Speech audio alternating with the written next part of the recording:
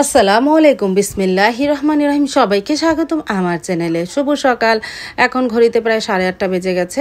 ঘুম থেকে উঠেছি অনেকক্ষণ আগে অবশ্য। তারপরে রান্নাঘরে যাব আর এই সময় দেখি জান্নাত বুড়িও চলে এসেছে।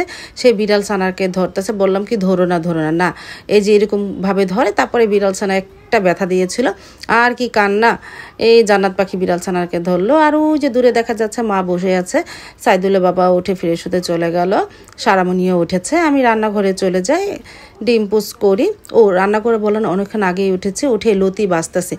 আর এই কাজগুলো তো মা আমাকে করে দিত আগে, কিন্তু মার তো শরীর ভালো হওয়ার পরে তো মাকে দিয়ে আর এই কাজগুলি করাই না।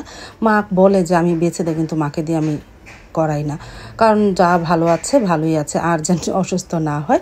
তারপরে মার জন্য একটা রুটি সেঁকে নিতেছে আর ডিম পোস্ট করে নিতেছে। অবশ্য মাঝে মাঝে মা শাক বেছে দেয়, কিন্তু লতি এখন আর বাসায় না। তারপরে যে চাও বসিয়ে দিয়েছি, শুধু মা পাউরুটি আর ডিম পোস্ট করে দেবো। সাইদুলের বাবা সারামনি এরা চা খাবে।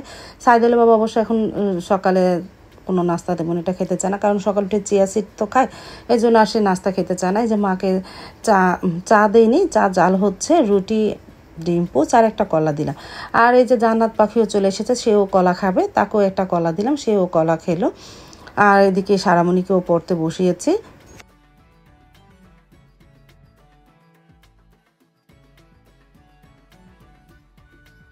তারপরে তো এই যে চা হয়ে যাওয়ার পর এই যে সারামণি ঢালতে গিয়ে একটু হাতে ফেলে দিল।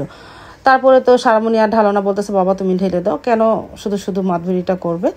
আর এই যে দেখো বিড়াল ছানাটা বিরক্ত করে। তারপরে সারামণির বাবাই ঢেলে দিল। তারপরে সারামণির বাবা মা এরা চা খেলো। আর আমি তো আজকে রোজা রেখেছি, এই চাঁদের 6টি রোজা আছে, আজকে রাখলেই আমার শেষ এই চা।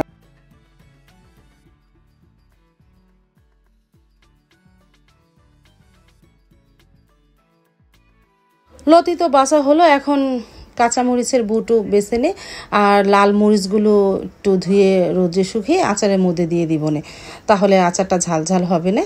এখন তুইও তো আমের আচার দেওয়া হয়নি, আমটা আর একটু বাড়তেও দিব। তারপরে তো ঘন্টাখানিক পর মা আসলো গোসল করে, মাকে বেলের শরবত দিলাম।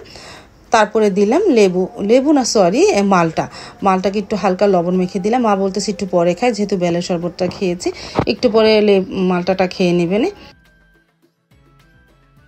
প্রায় ঘন্টা দুয়েক পর আবারও রান্নাঘরে চলে আসলাম। দুপুরে রান্না করতে হবে না, ডিম সিদ্ধ দিলাম, হাঁসের ডিম ভোনা না লাউ দিয়ে রান্না করব। আর এদিকে ভাতটাও বসিয়ে দিলাম। আর এদিকে লতি তো বাছা হয়েছিল, লতিটা ভালোভাবে ধুয়ে নিই। এই লতিটা রান্না করব আজকে বড় চিংড়ি মাছ ছোটো ছোটো টুকরা করে। এই যে বড় চিংড়ি মাছ নামিয়ে রেখেছি, ছোটো ছোটো টুকরা করে কষার মতন করে এই লতির তরকারিটা রান্না করব। চিংড়ি মাছ দিয়ে লতির তরকারি আর হাঁসের ডিম ভোনা, আর এই যে লাউ দিয়ে হাঁসের ডিম ভোনা।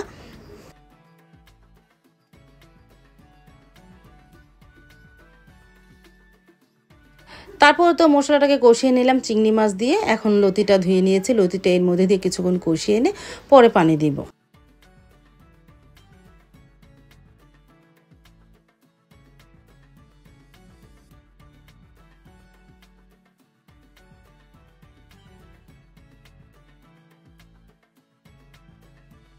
ভাতটা ঠিকা দিলাম। এই চুলায় ডিমের জন্য মশলা কষাবো, পেঁয়াজটা ভেজে নিয়ে ডিমগুলো ছুলে নিতেছি। তারপর তো চিংড়ি মাছটা কষানো হলে এখন পানি দিয়ে আস্তে আস্তে রান্না করি।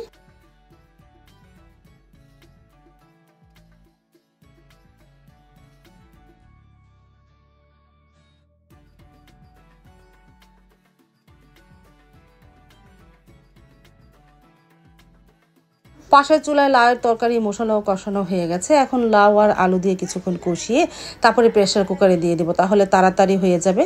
না তা না হলে অনেক ধরে রান্না করতে হয়। আমি প্রেসার কুকারে দিয়ে দিলে লাউটা তাড়াতাড়ি সিদ্ধ হয়ে যাবে।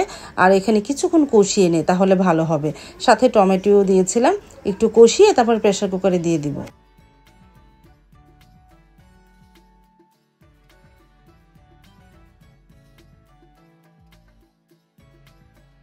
আর এদিকে লতির তরকারিটা প্রায় হয়ে এসেছে, এখন ঝোলটা শুকিয়ে ফেলবো। লতিটাও সিদ্ধ হয়ে গেছে। আর পাশের চুলায় লাউটা কষিয়ে প্রেসার কুকারে দিয়ে দিয়েছি। অন্তত 2টা সিস হলে জালটা নিভিয়ে দিব, এতে লাউ সিদ্ধ হয়ে যাবে। তারপরে কড়াইতে নামিয়ে ডিমটা ভেজে এর মধ্যে দিয়ে দিব। এই যে ডিমটা একটু ভেজে নিব। আর লতির তরকারিটাও হয়ে গেল, এখনই নামিয়ে ফেলবো।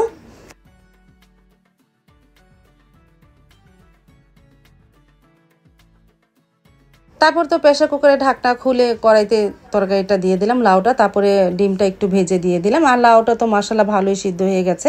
এখন ঝোলটা আর একটু ঘন হলে নামিয়ে ফেলবো। আর এই যে দেখো জান্নাত বুড়ি চলে এসেছে, বলতেছে আমাকে এখানে বসিয়ে দাও। আমার রান্নাও তো প্রায় হয়ে এসেছে, এই ডিমের তরকারিটা হলে নামিয়ে ফেলবো।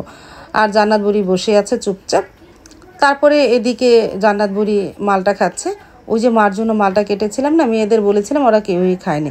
তারপর জান্নাত বুড়িকে দিলাম, ও তো খুব পছন্দ করে মালটাটা খায়, এই জন্য ওকে দিলাম। আর খাবারটা টেবিলে নিয়ে আসলাম। কি রান্না হলো, ভাত, চিংড়ি মাছ দিয়ে লতির তরকারি, আর লাউ দিয়ে হাঁসের ডিম ভুনা, আর ভাত, এই দুপুরের মেনু। মা আর সাইদুলের বাবাকে ডাক দিয়ে, সারামণিকে ডাক দিয়েছে, পরে খাবে। তারপরে যে মা, সাইদুলের বাবা খেতে বসেছে, সাথে আরেকজনও বসেছে, জান্নাত পাখি। প্রথমে বললাম একটু ডিম দে, বলতেছে না এখন নিব না, পরে আলু দিয়ে আগে ভাতটা মাখতেছে, পরে ডিম নিবে।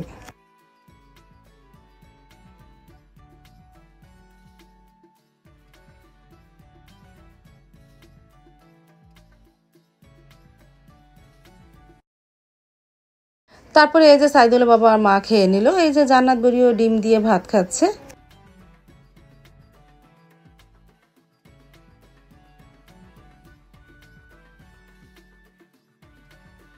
তারপরে তো দেখতে দেখতে বিকেল হয়ে গেল, আমি রান্নাঘরে চলে আসলাম। যেহেতু রোজা, সারামণি বলতেছে ও একটু নুডলস খাবে, ওকে একটু নুডলস রান্না করে দিব। আর ছোলা গরম করে নিয়েছি, একটু মুড়ি মাখা খাবো। তারপরে তো চলে আসলাম ইফতারি করার জন্য, আজান দিয়ে দিবে।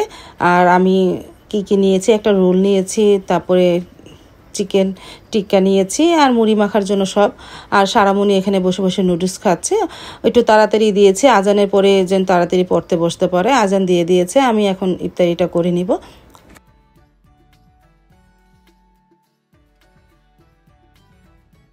আজ তাহলে এ পর্যন্ত, দেখা হবে আগামীকালকে নতুন আরেকটা ব্লগ নিয়ে। আল্লাহ হাফেজ, আসসালামু আলাইকুম।